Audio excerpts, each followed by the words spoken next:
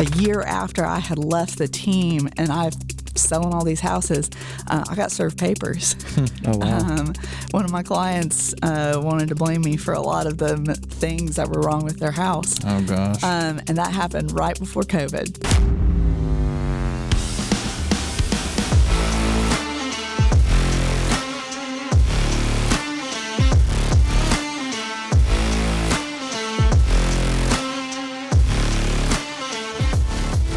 What's going on, guys? I'm Chris, owner of Swamp Rabbit Moving. I got my co-host Ray Mack with Damian Hall Group. Today we got a special guest, Aubree Lewis, with the Aubree Lewis Group through Keller Williams Drive. Aubree, how you doing? Hey, I'm doing good. How are you? Good. So glad to have you on. So excited to learn about you. So tell us a little bit about yourself. How long have you been in real estate? So I have been in real estate since March 2016. So about going on 7 years at this point. Oh, wow. That's a long time. So you kind of beat all the COVID craze. You were in it before with all the COVID craze. Yes. And I got a really good foundation and a different start to real estate altogether. But at least I knew what I was doing whenever COVID came around. You could capitalize kind of. Yeah. Yeah, I could pivot a little bit easier. I wasn't just learning the job when the world decided to shut down. For sure. Absolutely. So what got you into real estate? Honestly, I worked retail. Okay. I was in district management with Hobby Lobby, traveled the state and realized what I was getting paid, it wasn't worth it. Yeah. So I had a good friend of mine who was in real estate, and I'd always said, if I can sell this, I could probably sell a house. Yeah. And so I contacted him, and it was about, from that first contact to the point I actually had my license, was about 2 years. Nice. So it took me a minute, but it's the best decision I've ever made. Nice. That's awesome. Yeah. What, so going into real estate and selling your first home, what was that like? Was it super exciting? Man. Did you jump for joy? Was it a crust bucket? Was it a night? Well, yeah. So that's it. Oh my gosh. No, that's a fun story. So, I say my start to real estate was a little bit different than your normal realtor. So when I got my license, I would say primarily realtors will go and they're on their own. They're learning it all themselves. They're trying to find a brokerage that'll teach them. Well, what I did is I had friends that were in real estate, and they ran a team here in the Greenville area. And honestly, I attribute everything I am today to that team and those people that were there for me. Yeah. So I started my career as a buyer's agent on a team called the Haro Group. Okay. Here in Greenville. And just to tell you, the average statistics, a new agent out on their own is probably going to sell maybe 10 to 12 houses in a year. On that team, I kind of got fed to the wolves from the very beginning, feet held to the fire, get in there, learn it, so on. Now, I didn't make any money for 6 months. I didn't sell a single house. It was so hard. I'm right there with you. Yeah. And I had the right people around me just saying, keep going, you got this, you got this. And you're doing the right things. And that first house that I sold, I remember to this day who they are, where they live, everything. And my first paycheck came 6 months after I got licensed. And not to mention, at the same time I got into real estate, I was 3 months pregnant. Wow. And so I don't recommend that. Big life changes. I had also had a very large traumatic life change happen at the same time. And I made a little bit of money that first 6 to 8 months. And then after I had my daughter, it was off to the races. And I haven't looked back. Now you have pressure. Oh, right? yeah. Just a little bit. But I mean, it's nice whenever I can say, I'm the breadwinner of my family, and my husband gets to do what he wants to do. He's in law enforcement. And just being able to take some of the pressure off of him was really awesome. important. Yeah, that is awesome. And it's really cool how you persevere through those first 6 months. I feel like, especially pre-COVID and probably after COVID, a lot of real estate agents, they get in and then they realize you probably not getting paid for a couple months. Yeah. and then they back out, but you were able to like push through that with the support of a great team. Yeah. And look at you now. I mean, that's really what was important is I had some really phenomenal mentors. I had some very good teammates that have just become lifelong friends. Yeah. Like they would move mountains for me even to this day. And we don't work on the same team. We don't work even in the same brokerage anymore. Oh, wow. When did you start your team? Yeah. So I started the team in 2018. So only a couple of years after. Yeah. Okay. So I was on the Haro group for about 2.5 years. Kind of outgrew the space that they had for me. Yeah. And I said, okay, here we go. And I mean, my years on the Haro group were really good. I told you earlier, you know, the average agent sells maybe 10 to 12 houses their first year. My first year, I sold 42. Wow. Holy smokes. And that was due to the support and the encouragement of that team. And after that, I knew that I wasn't good at everything. Like I started with the mindset of I know what I'm good at. Like I can sell you a house. Yeah. and I can walk you through something that's really hard and a goal. And so immediately when I left the team and I made that decision, my first 2 hires were a business coach and an assistant. I did that 3 months after I left the team. That's super important. And like I haven't been by myself since then. Nice. So that was going to be my question. How was the transition from like being a part of a team to starting your own team, especially that quick? Because and that's where I say like I can really attribute that to the mentors that I had. Haro Setien is specifically. He will tell anybody like the first things that he would do as a brand new agent or somebody who wanted to get into this career field is hire a coach, hire an assistant as fast as you possibly can. You got to put it on a credit card, put it on a credit card. Yeah. Like do what you got to do. You got to borrow some money, make it happen. Because as agents, we're not good at the administrative side of things. Like don't ask me to do your paperwork, but if it's that 8-page contract, no problems. I know it like the back of my hand. Yeah. So yeah, like it's definitely that transition was made easier because I was taught the correct mindset around this business from day one. For sure. And that's where like when I talk to other agents and I'm like, you have this opportunity to join a team or to not do it on your own.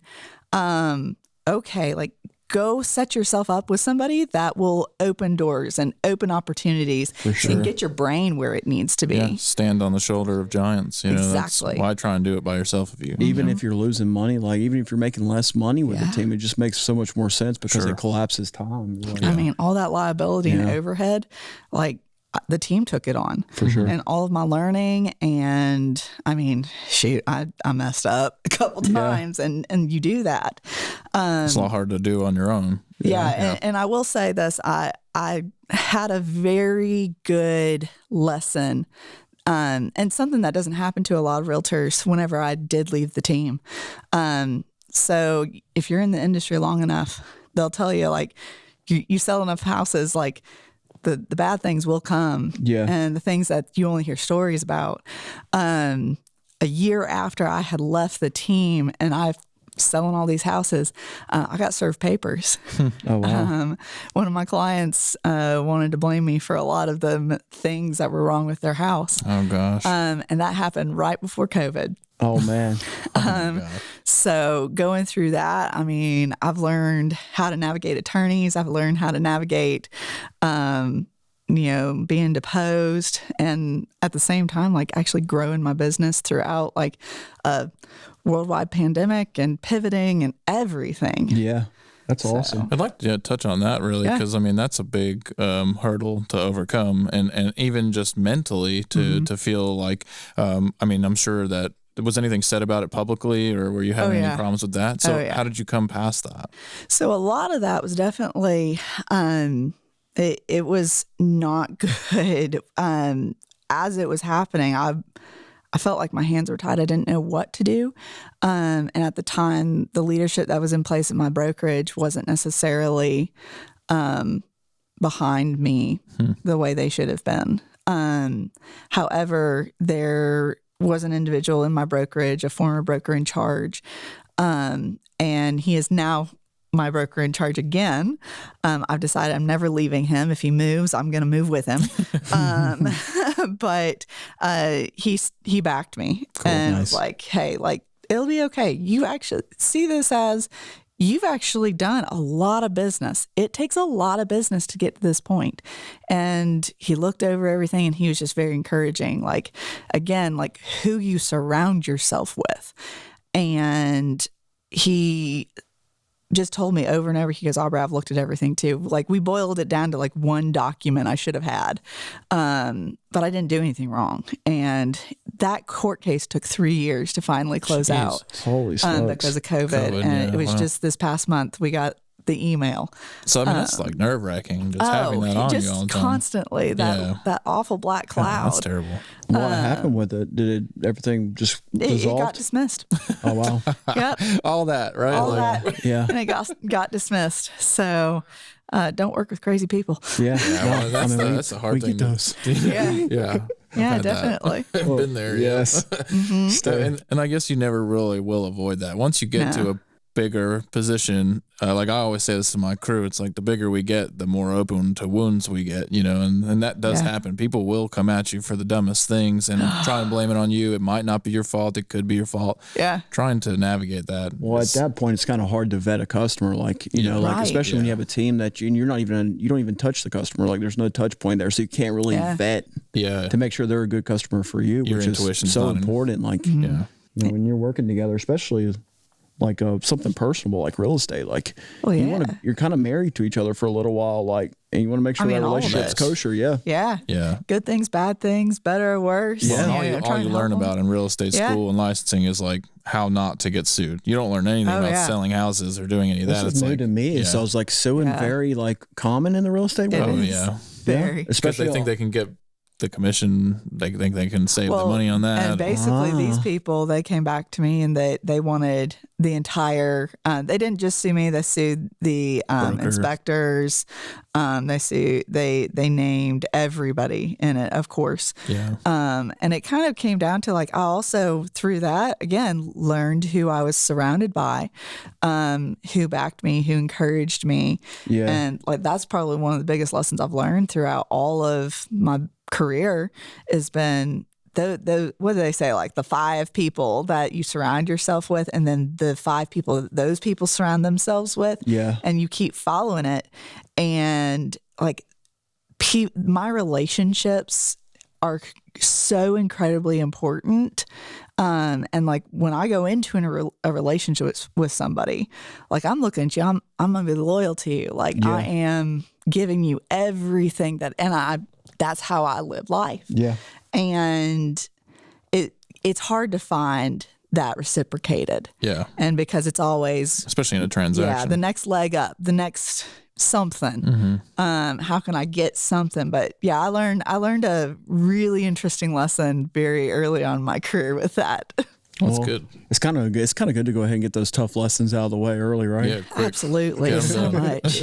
Golly. And maybe not in the moment, it doesn't seem like it, but like after you like step back and it's all like the dust is settled, it's like, wow, glad that happened then rather than now. You know what I mean? It postures you for it again. I mean, like I've been sued once, and then the second time was like, okay, I'm sending it to the lawyer, have fun with it, and then you never hear anything back from it. Yeah, it's like, oh, well, that didn't work out, I guess. Yeah, like, being able to be there for somebody, like somebody else will have their first time too. Yeah.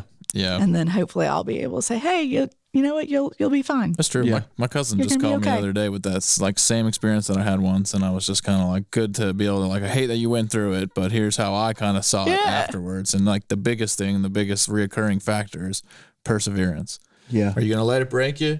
Yeah. Or are you going to overcome it? Because if you do overcome it and you learn how to break that, I think that's where you really start to grow and shine. Yeah, for sure. So you got a team now. How many agents do you have under you? Yeah. So currently, the Aubree Lewis group is 2 buyers agents, and we'll be adding a third one in 2023. I take all of the team's listings currently. Okay. And then we have 3 administrative. So they are amazing human beings. Yes, they're all awesome. And then we have one inside sales. Cool.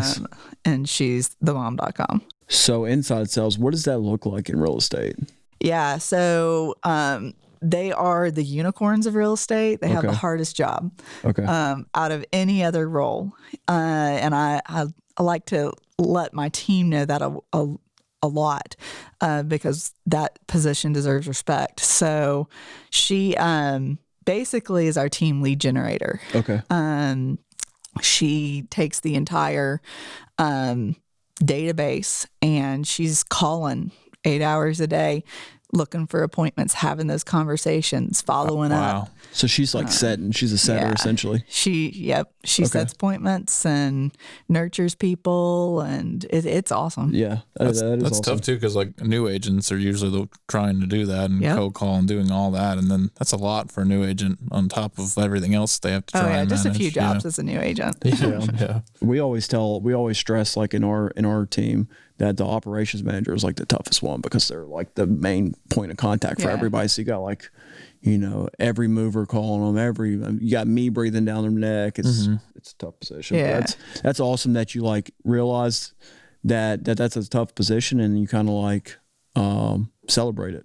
Yeah, definitely. Yeah, and let it be known. Yeah, that way everybody treats it with respect too.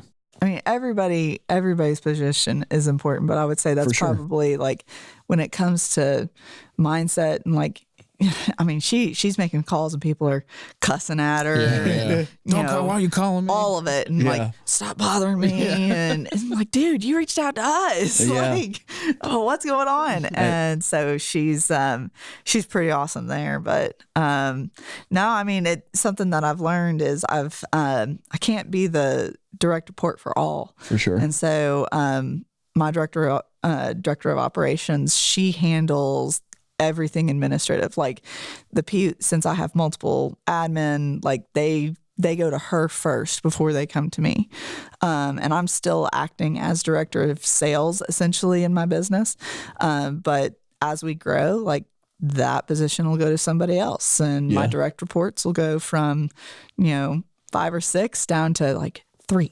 Yeah, nice. That's awesome. Yeah. So, going through COVID and coming back out of real estate, what's your take, I guess, on the market right now? Like, what do you think? I think Greenville's pretty insulated. I don't know, but I'd love to get your perspective on what you think and how's it going and what are you doing to kind of pivot, if anything at all?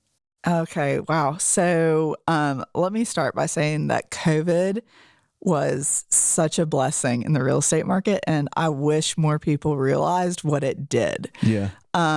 So super fun, like world shuts down, we pivot. I've sold houses to people via Zoom and that I've never met in person. That's so cool. It made it easy. Yeah. Well, and before, like we never used Zoom for anything. I didn't do virtual consults, so on, virtual walkthroughs. And so like COVID was a lot of fun in the real estate industry because people were relocating, so on and so forth. And it just, I mean, interest rates bottomed out. Like money was basically free. Yeah. And like we're telling buy, like get in there. And that's why we ended up with, an even worse inventory crisis.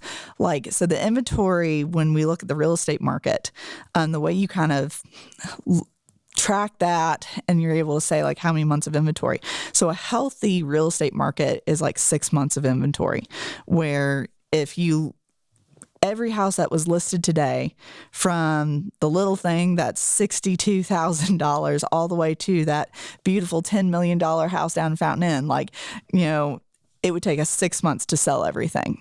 So during COVID, what we saw was inventory, and we tracked it weekly, went down to 28 days. Oh, wow. Worth of inventory. So if another house didn't get listed, they would all be gone in 28 days, essentially. Absolutely. That's great. So then we hit, and that was pretty much what happened all the way up through mid-2022. And in July 2022, that's when interest rates finally changed. Mm-hmm. We saw crazy appreciation. Normal market appreciation is like 4 to 7%. Okay.